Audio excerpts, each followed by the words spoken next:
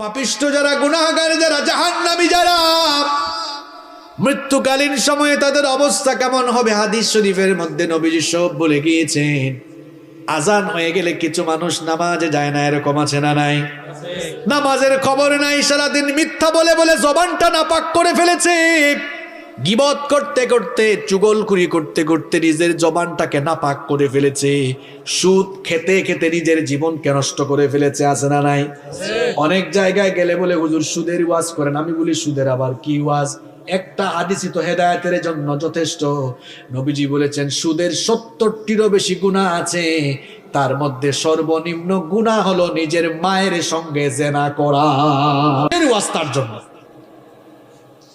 এই রকম অন্যায় করতে করতে, পাপ করতে করতে নিজেদের জীবনটাকে যারা বরবাদ করে ফেলেছে, মৃত্যু তো সবার কাছেই আসবে, নাকি আসবে না?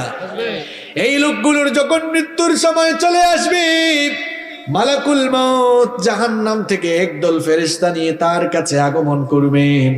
তার কাছে আগমন করে মালাকুল মউত বলবেন, ইয়া আইয়াতুহান নাফসুল খাবিথা, হে অপবিত্র আত্মা, পাপিষ্ঠ আত্মা, উখরুজি ইলা সাখাতিম মিনাল্লাহি ওয়া